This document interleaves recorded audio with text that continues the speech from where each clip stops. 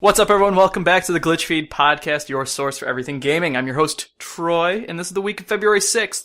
I am joined by Sarah. Hello. And Justin. Hello. As usual, nothing changed. So... And that's your week's news. That's it. Goodbye, everybody. Thanks for watching. I really actually don't know what to say. I don't have a bridge. I know I didn't put the segue this week. Yeah, you did not put a so there's no segue in front of me, which is normally written out, so I'm just going to kind of work into this. Let's go with some smaller news. How about releases? Sure. Like we usually do. Sarah, what do we have for releases? Well, Apotheon, which is free for PlayStation Plus users, came out this week actually on Tuesday. And so I'm currently downloading it. It's like a Greek platformer. Imagine, what's the name of that other one? Side-scroller. Yeah. God of War? Not God of War. No, it's... Sly Cooper. No, it looks like a Greek, like a Greco pottery art piece. Hercules. Yes. It's like the nymphs singing in Hercules. It's that entire musical number. That is exactly what it is. Like Guacamelee? Yeah, there we go. That's what I was looking for. Like Guacamelee, but Greek. Which, by the way, okay. Guacamelee... And not as fast-paced, though. Oh. It's still interesting, though. It's good. Just check it out. Okay. Game of Thrones Episode 2 came out this week, which I have not paid any attention to because I don't want any spoilers. So It's in the hopper. Same here. Yeah. Then IDARB. Yeah. Came out a little early. It did. It was supposed to pop out... did it have a release date prior to this? Well, it's supposed to come out they said it's going to come out in February, and it just kind of snuck out like January 30th. Yeah, which is 2 days before February, so they were on track. A little bit early. You guys both have gold, right? Absolutely. Yeah, we have gold. So you both immediately downloaded this game? Yep. Well, it's on my... Had a little earlier, yes. But yes. Yeah, Justin had a little bit earlier for some nice little press action, but I don't know, did you ever do anything with it? I'm planning. We're actually going to do a recording this weekend. Is it netplay? Do we have netplay in that? It is netplay. Oh, shit. Well, that's good then. We knew someone who was on that dev team, and they were just talking about the fact that this game has the same type of like editing thing that Minecraft has, where the community can go in and create characters for this game. Mm-hmm. And the game basically is like kind of like what we saw with Sports Friends, where it's basically a multiplayer chaos party game where you just accomplish things like score on goals. So it's just quick, fun, mindless, yell at each other gameplay. Yeah, half is amazing because there's like a kind of a Flappy Birds-ish game, a duck hunt thing. Like they just randomly put them in there. And anybody who's playing it, go watch the credits. They're amazing. Yeah. Am I in the credits? I don't know. Didn't he say you were going to be in the credits? There was a joke going around with the guy that we know in the development team that I was going to be in the credits, but I don't think I made it in. I wish I did. I hope I did. Everyone keep an eye out for my name. What was it going to be? Was it going to be Fisher X or is it going to be Troy? I don't remember. I really don't remember any of the context of the conversation until he brought it up like 3 months later. I remember, because he didn't really say the game at that point, because he never really was talking about it. He just said, I'm developing a game. And you're like, I want to be in the credits. It's like, sure. That's right. And then, I totally forget what it was. Then, that I there was a reason that I wanted to be there. And I had a good reason. I totally forgot what they are. Anyways. So that's, iDarb is out. It's free for games with gold, right? Yeah, free. Duh. I don't know why I asked. So go and check that out. And look for Troy in the credits. Look for me in the credits. I don't know. Again, I haven't actually looked at the credits yet. I'm watching them right now, so... Good. If you happen to scroll across my name, that'd be great. So I don't have our list of things that are coming out. But yeah, I mean, they were pretty excited about the community and just the response people have had for that game, so it's free. SpongeBob Hero Pants comes out. And then Grow Home, which I really hope is a plant version of Ben Affleck's Gone Home. Oh, Gone Girl. Shit. Damn it. I messed up the joke. Fuck off. I'm out. Wow, that was earlier this time. Done. So Troy has left the podcast. Bye, Troy. Fuck. I regret that. So, I don't even read about this article. So the Battlefield beta is happening this week. It actually is currently going on right now on PC, current and last-gen Microsoft and Sony consoles. It is their last run of the beta before they open the game. Something interesting about Battlefield, actually, that came across the news is that they made this very bold yet obvious claim saying that big YouTube users and content creators and the mega fans are the people that shaped this game. So they basically announced that, yeah, we gave this game to top YouTubers and they played it and they're promoting it and they're the ones that are talking and hyping up this game. They're kissing ass.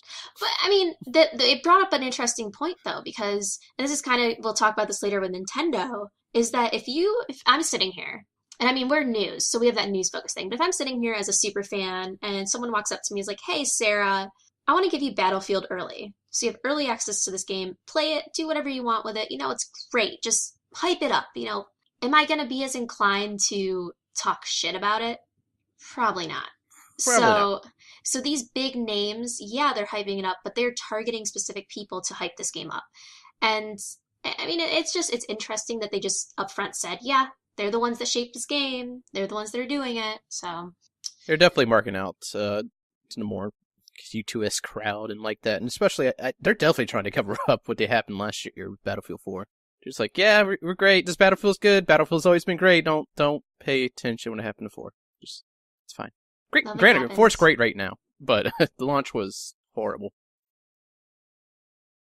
So I mean, that's coming out. I don't know. I don't care about Battlefield. I'm just gonna say it. I am not the person in the podcast that gives a shit about Battlefield. You should get it. Jump in one day. It's fun. No, I don't know. I'm not a fan of the instant death chaos of Battlefield. I don't know. I'm more of a Halo player, and I like the shields. You'd be like my one friend that like jumps on. It's like I could fly a helicopter, and the moment he hops in, we're upside down like instantly. Mm-hmm. You're talking about me. No, not you. You don't need to. This is somebody else. It's not you, actually. I also do that. I am very overconfident in the flying abilities and tend to just crash into things. I'm talking about like instantly. I'm pretty instant. Okay. It's pretty bad. Well, I guess continue on with EA stuff. So from EA Battlefield to EA Sims 4, they just announced Sims 4 is getting some DLC.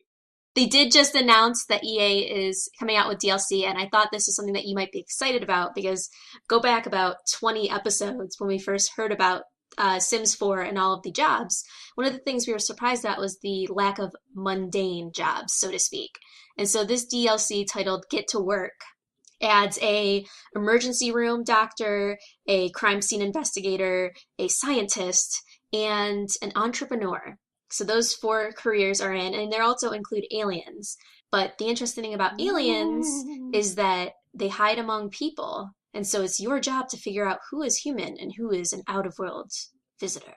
So you're the Men in Black. Great. Yeah, they also added some like things like photography. All the Sims DLCs, all the DLC they have that came out for SimCity 4, it's just been a lot of crap that they took out of the last versions. Yes. Great. Which still can't go between cities, still have loading screens between everything. That will be the next DLC, Pat. Well, didn't Troy, you kind of say this? You're like, yeah, they're probably just going to add it for DLC later because they can. Yeah. Go back 20 episodes. Don't actually go back 20 episodes. God, please don't. But if you did, you would hear me say, Sims 4, they're taking all the stuff out just so they can monetize it and add it back in months and months later. This is so, paid boom. DLC. I was right. Suck it. Suck it, nerds. Don't actually. Yes. I like you guys. So that's coming out next month. Yes. Yes. For, I think it's like, this is in foreign currency, 30 L's. Ugh. Probably what is that? $15. Is that pounds? I don't No, know. $30. No. Let's say it's 30. Is it the L with the rounded top? Yeah, the L with the thingy. Yeah, the L with the line thing. $30 for 4 characters, aliens, and photography. Yeah, it's like Destiny DLC. It's great. Yeah. Speaking of something like that. unsatisfactory DLC, apparently a bunch of people are like wicked pissed about Evolve's DLC. Yeah, I keep hearing more and more like sneaky things about it coming up, where more reviewers and things are getting and people on Reddit and things are getting more upset with how much kind of segmentation and monetization they have in the like first day one DLC for Evolve. I think it was something around the lines of you end up buying the game and then spending an additional $30 ish here and there to get all of the costumes, all of the extra monsters, all of the extra characters. Like it kind of breaks everything out into such small pieces that you're buying a $15 monster pack or of pre-ordering the monster. game at a certain place. Yeah. So it's like to add on the monster or just to unlock the monster? Well, like we talked about, it wasn't Goliath, it was the Behemoth. The Behemoth monster that was announced last month on our Daily Glitch, if you guys want to watch it. And a lot of people are like, that's great that they have this Behemoth, but they're like, yeah, you either get it if you pre-order it, or you have to spend $15 to unlock the Behemoth as a playable character after the game comes out. That's pretty crappy. Wow. For a single character, for a single monster. I'm actually looking at their packs they currently have right now. So let's see, the game itself is going to cost about $60. It is going to cost $60. Yes. See, they got, of course, the deluxe edition, which comes with their season pass. That'll be $80, but that does not include the monster races. For that and everything with it is $100. Exactly. So now you're spending an extra $40 on a game you've already paid for to unlock all of the things in the game you've already paid for. So going from that to the claims we talked about last week of Witcher, where they're basically like, you're already paying $60, we're not going to make you pay any more. So you have two different companies going in two different directions. Well, what's interesting is when Evolve first came out, they're going to be like, they first said, look, we're not going to charge for map DLC, and that's one of the things they've stood by. They're not going to charge for map-based DLC. However, they've now found a way to make everything DLC monetized that isn't maps. But they still are very clear. But don't worry, maps are still free. Everything else won't. Everything else won't be free. On the plus side, too, is that you aren't limited, like, for example, in Halo. If you did not have that specific DLC, you could not join a party that was going to those maps. In this case, if someone has that monster, you can still play with them and play against that monster. You just cannot ever have the option of playing as that monster. So it's like your game is capable of using that monster. The switch just isn't turned on. Right, which is a benefit from, like you said, Halo and things where or Call of Duty where you have to have the DLC to play with those people that do. This one kind of gets you around that by you can play with them, you just can't play as them. But if they're already in the game, it's like you're really just paying to turn it on. Like it's already in your game. Which I hate. Right, you're paying to have your access to it. That's so it's shitty. frustrating. Yeah. Yeah, it sucks. Now, if the game, let's say if the game, costs $20 out the gate, and then you're paying for all this extra, that's a little more understandable, because it'll still probably costs around the price of the full game. But that's $60, then all this crap, it's super shady. I hate it. It's the way the games are going. And it's significant stuff. It's not like it's just costumes. It is a significant character that changes the game. It's like I've said this. Go ahead. I've said this before. If you're going to have a pre-order DLC or a day one DLC, it better be something that doesn't impact the actual game. If it's a costume pack or if it's a weapon that doesn't really matter to the game, like Assassin's Creed had a bunch of pre-order content that was, cosmetic. Totally fine with that, as long as it doesn't impact the game. This is taking things out that are a part of the game, clearly, as you can do it, just to put a monetization gate on it. And I'm just curious, too, if they're going to have that whole premium status where you pay the $15. It's not just a character, but a character that is much more successful at taking down the hunters. The characters have slightly different advantages, but as far as I understand, they aren't significant enough to, really drive a rift between people. Oh, that's good then. I would imagine. Yeah. As from what I've heard at least.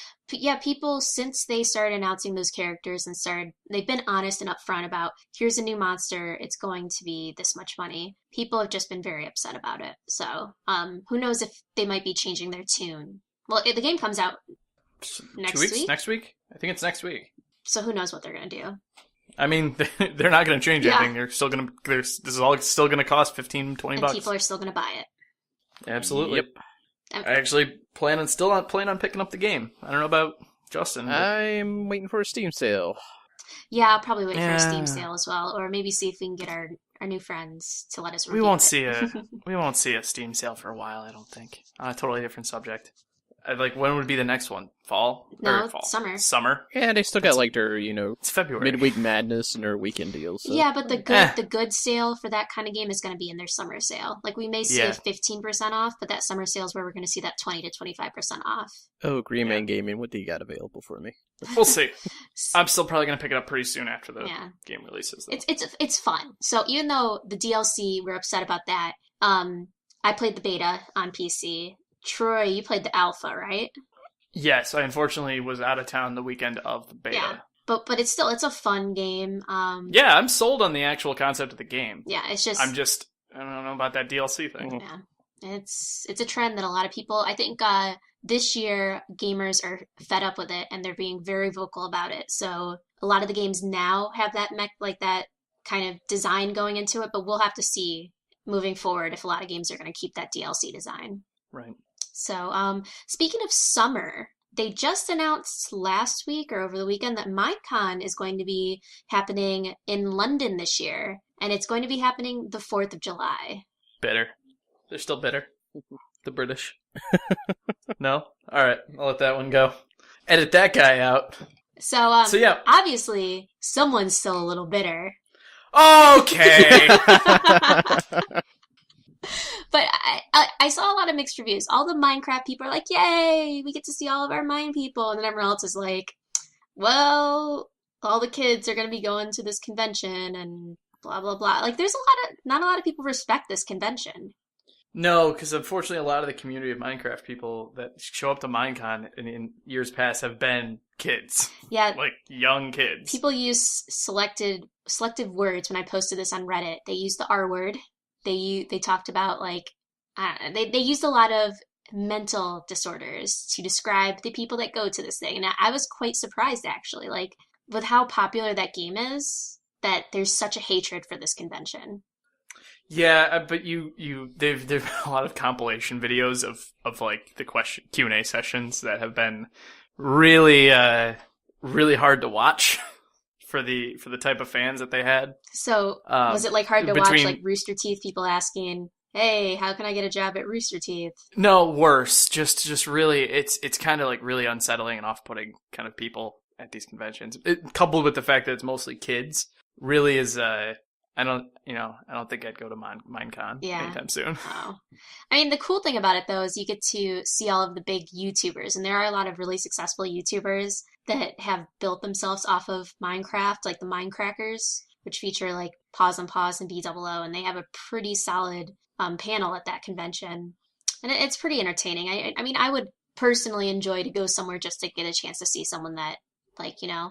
Well, if you follow them on YouTube and everything, and you're a fan of their work, yeah, you're right. This would be your convention to go to. That's the only one they really go to. It's the only big Minecraft one. Wasn't there a Minecraft convention that kind of went to hell and all the money was gone and all they had was a ball pit? No, that's DashCon. That was DashCon. Oh. That was the Tumblr convention. Okay. I guess I see it at the same level with how people describe each of them. Okay. Sure. I don't know if I'd go that far, but all right. Whatever. It's a little much. Yeah. So I don't think anything gets the harassment that DashCon does now. Yeah. Or anything deserves it, really.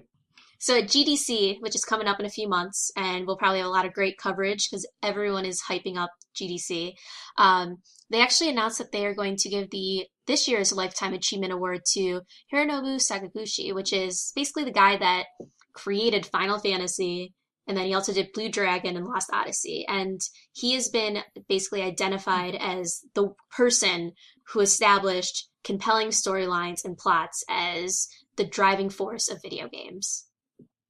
Lost Odyssey is a beautiful game that not a lot of people knew about because it kind of came out during the whole Final Fantasy type reign and not a lot of people recognized it, but it has it also Nobu was like just tied just to the 360, I think. Yeah, and then Nobu was the guy who does all the composing for Final Fantasy, did the music for that, and it just beautiful plot, beautiful story. And Hironobu actually worked at Square Enix for a while. He left, and a lot of people also see his leaving as a downfall for the series Final Fantasy because he kind of took his creative juices with it. When did he leave? Like what around what Final Fantasy game did he leave? So he left in 2004, which was after the time they started expanding into the online story mode, and it was 11, 12, 13, and a lot of people say after 10 is when Final Fantasy kind of dropped in terms of quality. No, he was still in there at 12. It's like, before 13. Yeah. I'm looking at his... So, yeah, right around the development of, like, 13, right before the development of 13 happened. I think I loved 13, but I would say 12 is the last great storyline, and then a lot changed in terms of Final Fantasy with 13. And he also worked on other things like, Parasite Eve, Kingdom Hearts, and Vagrant Story, and he just really kind of just helped shape the storylines as a developer. And so last year, I think they chose that activist, the women's activist. No, last year was Ken Kutagari, the founder or the chairman of Sony Computer Entertainment, so the PlayStation, father of PlayStation.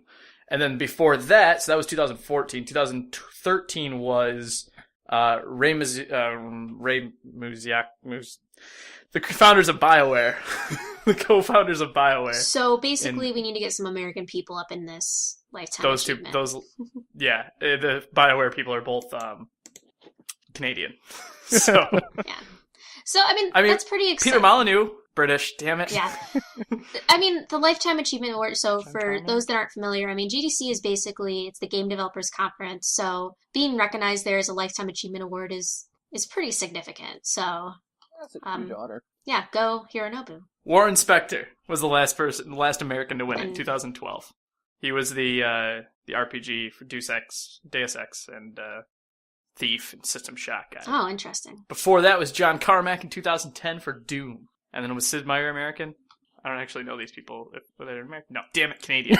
Sid Meier, though, is pretty Canadian American. awesome. Canadian American. Close enough. Yeah. Close enough. We'll take them. That counts. We count those. Yeah. That was in 2008. Anyways, so yeah, GDC Lifetime Achievement Awards. They do like a whole awards show during GDC that are just kind of, best game of the year, debut game kind of thing. They're not as publicized as much. They're more kind of industry. This would be more like the SAG Awards for movies and things. Yeah. That would be the equivalent, I guess, in pop culture. So we'll see what kind of pops out of that in terms of awards. I know at least for GDC is kind of the big thing for developers in terms of showcasing their gameplay. I know E3 is when they show it to everyone else, but to show your game at GDC is to show it instead of to the world, to the other developers in the industry.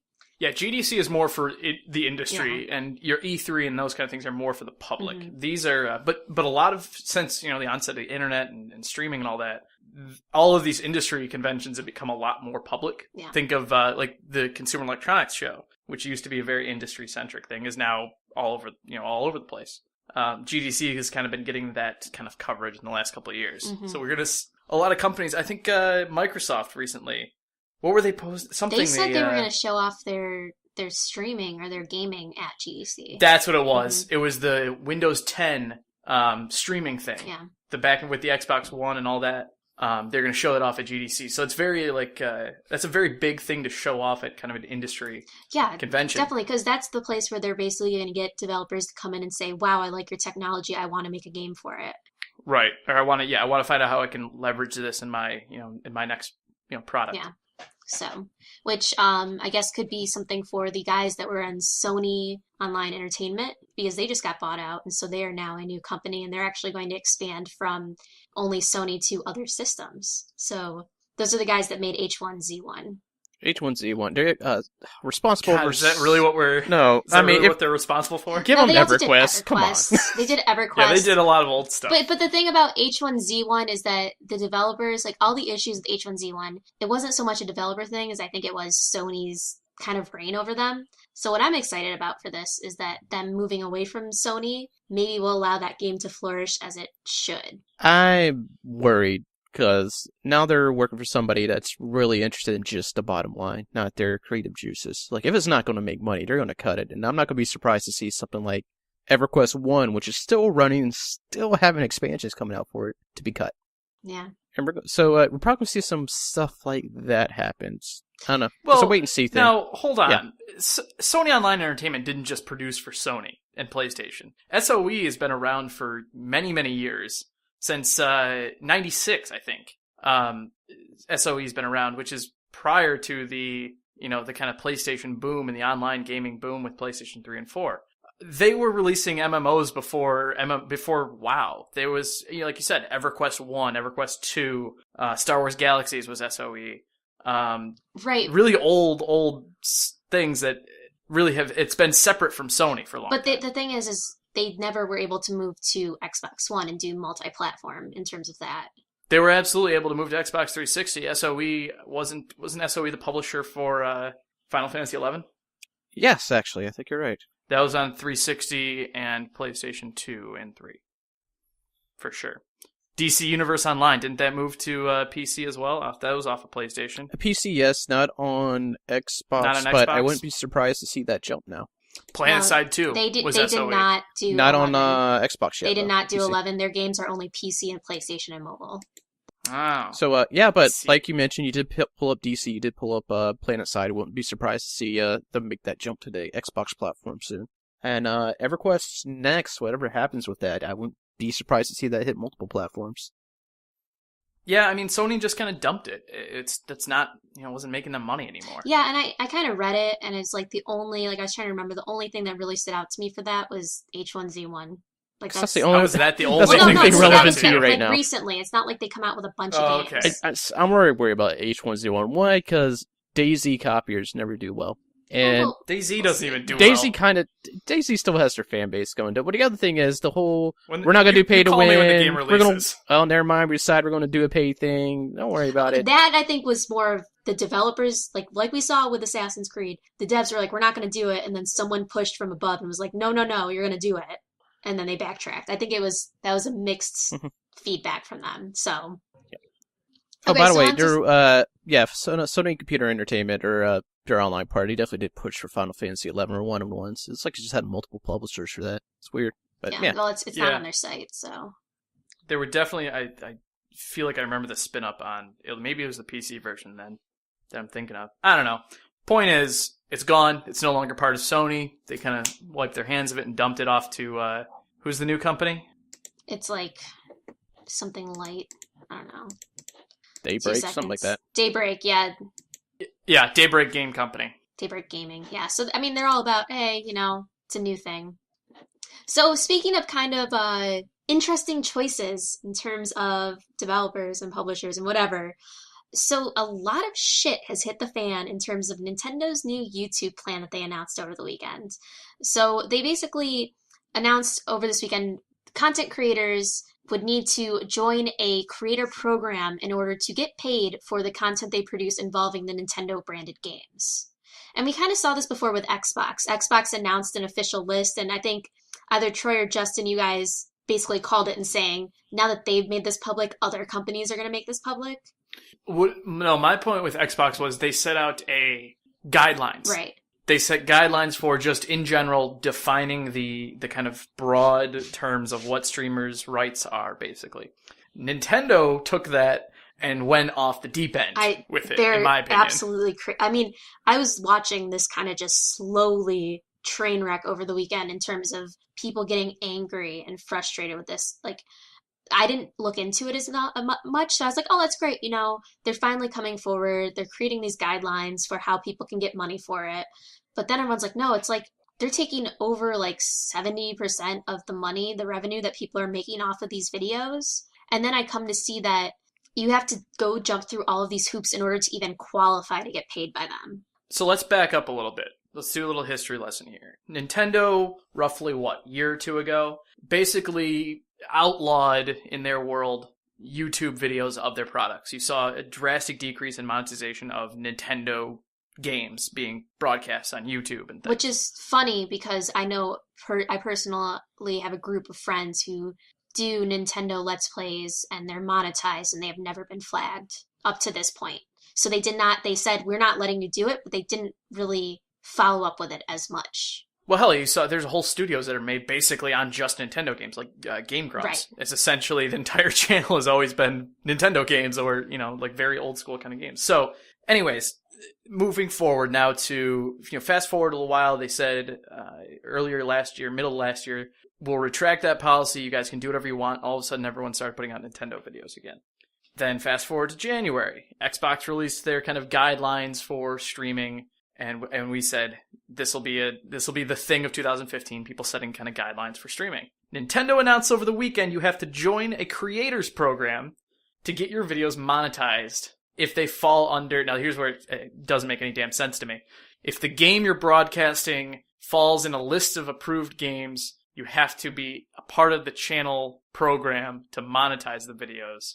And if you're not, Nintendo will take all of your monetization for you, putting on ads if they feel like it. The thing is, though, is that not only that, so you have to go on the supported list of games, which, mind you, you would expect this list to include all Nintendo games, but Super Smash Bros. Is not included on this list. I mean, the list is considerably small Yeah. when you think about the Wii library alone.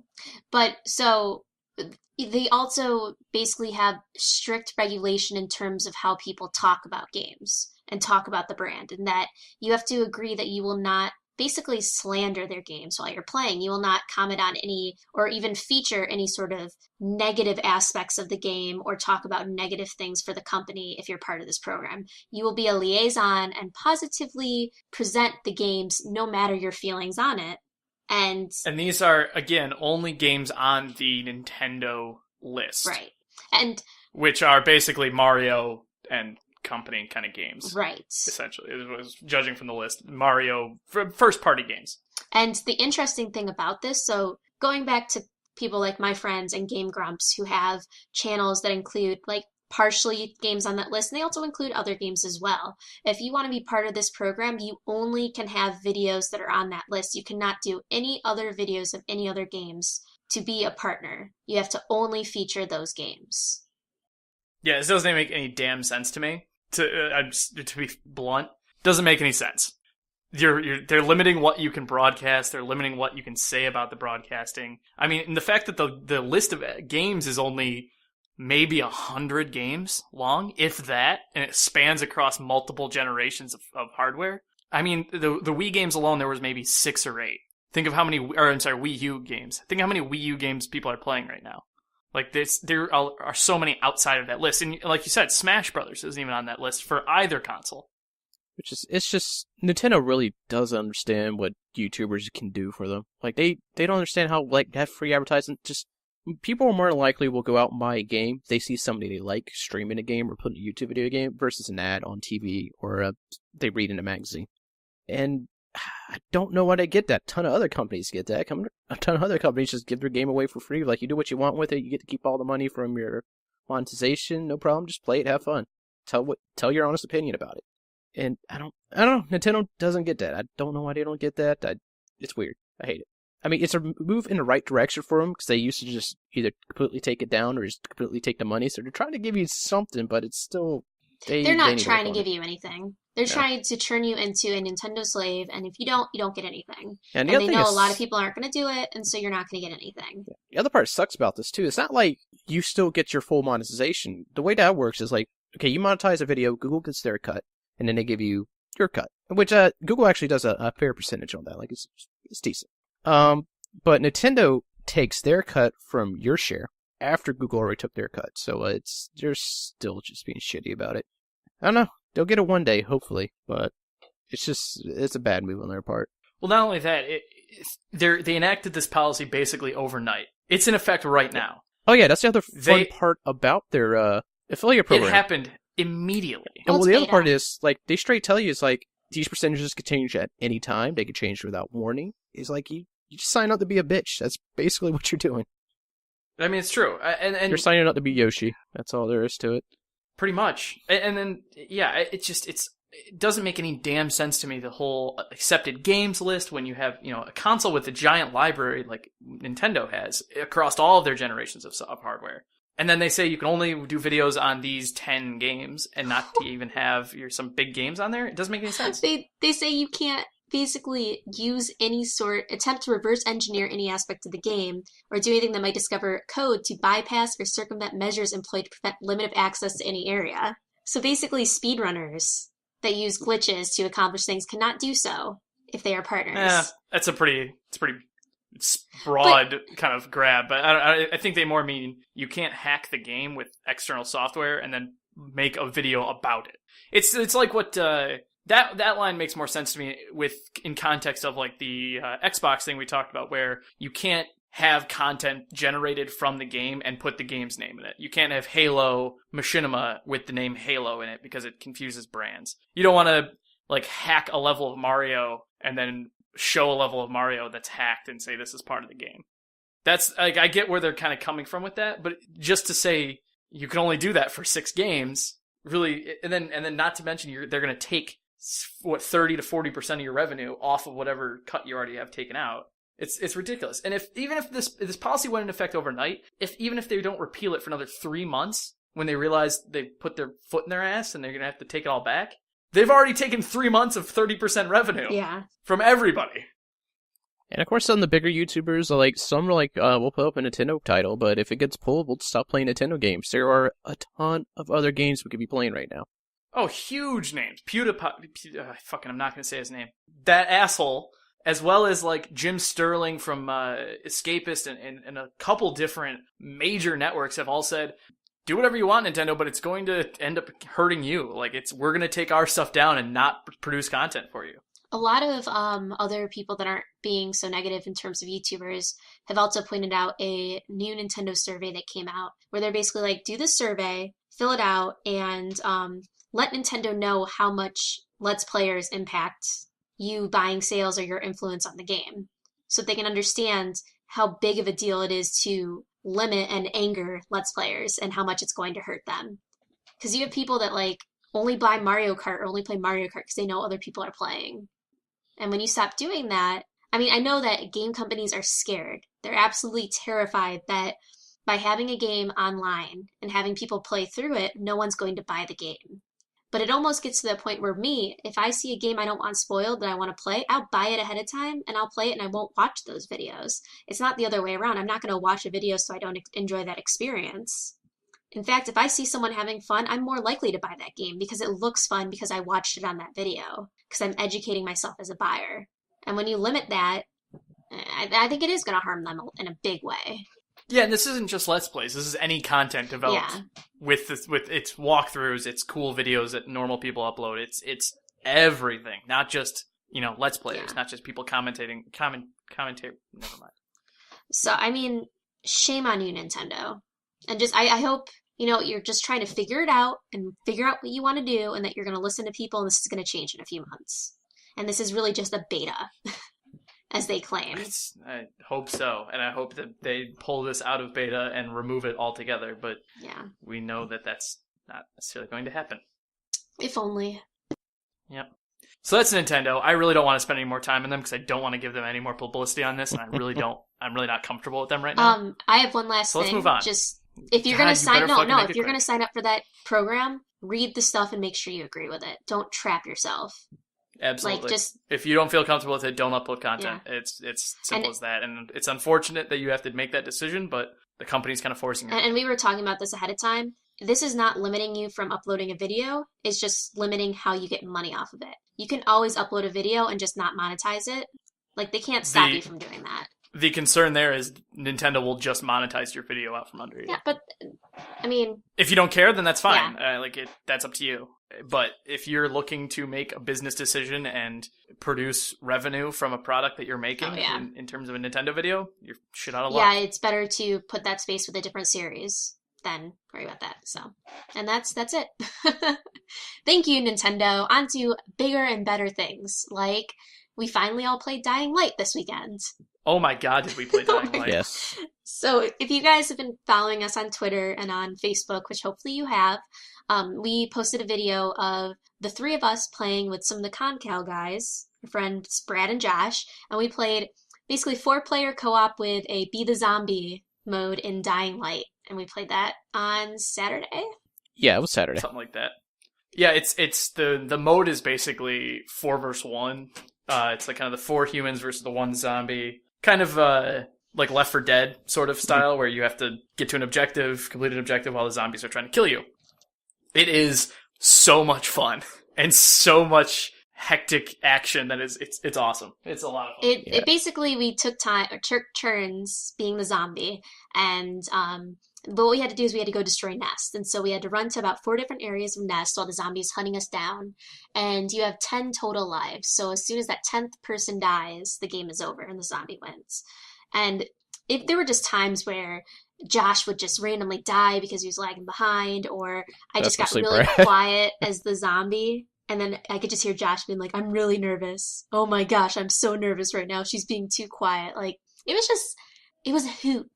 It was fun. Yeah, it definitely gets your nerves going. And I don't think one of our matches ended in the same way. Like, I don't know. Yeah, one match we barely made it through 1 hive. Another match we almost beat the entire thing. And I was there waiting at the end, and it was just like a standoff. Because it's like, I waited for you to get there, and I was like, you have to come. And I'm just going to sit. Exploded, and yeah. We didn't get a chance to actually review the game last week, did we? No. I think we just kind of oddly enough, brushed I on have not got a chance to actually play through the story of Dying Light since it officially came out. I haven't gotten maybe halfway through it either. I've gotten like maybe 10%. 25% through the story. I get so distracted with the side missions and like side quests and things, which is my problem with open world kind of games like this, which is why it takes me so long to beat like Assassin's Creed. Yeah, I got distracted with the issues with the frame rates and everything. Like, You had issues with when I frame got rates? back in it later, it got really glitchy. And so I kind of just sat back and I was like, I'll wait for the next patch, because I guess the last patch, right before we started recording, there was a patch and it just caused more issues. And so I was like, I'll just take a break from it. Yeah. But I'll say on PC it's weird. Like, you can Yeah. mess with it, and like this. It's still a great game. Don't get me wrong. I mean, they're trying to fix it, and they're being like Oh, very yeah. open about fixing it. But I don't know why. Like, you could adjust all the options you want in PC. It doesn't affect the thing except just the level of detail, like distance. That's it. That's a main FPS. yeah, there's If- nothing yeah. really wrong with it. I had a lot of fun. I mean, I kind of sped through the hour long it took to get the starting mission before I got to multiplayer. And I mean, like you said last week, it was pretty clunky in terms of getting used to the way the parkour works and how jumping and holding it down and all of that It stuff. definitely takes some time. Yes. Yeah, I did not feel comfortable when I was in Be the Zombie mode running, because I was like, I'm not ready for this. I'm not ready. I have to do that. Like, I have to stop and then change my view and then press the button to jump. Like, I'm not comfortable just to do it all in one action. Like, it was just, but it was fun. Like, it was fun when I started getting into it and I started running faster and not dying every Yeah, time.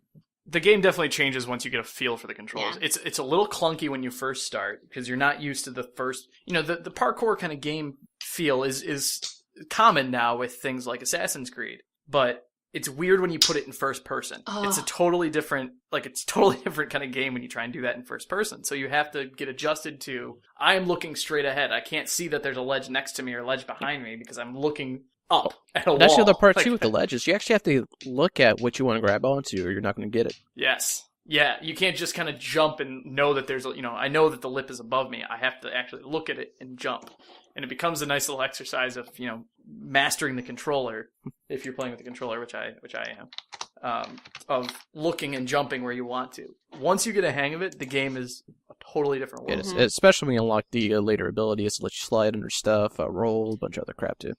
The ability It's fun. unlocking was fun. I mean, the monster ability unlocking in there, like, I didn't realize until near the end where I was like, oh, I can unlock spitting and causing zombies and stuff. Like, it really encourages playing more together and continuing with the game. So, overall, I enjoyed it. I mean, I'm really happy to have played it. I'm going to keep playing it. I mean, I'm going to try to play it this weekend some more, but I'll say here, I'm hoping to beat it this weekend because I've gotten so much time to play it beforehand. Then I had to restart, and I barely got a chance to touch it afterwards.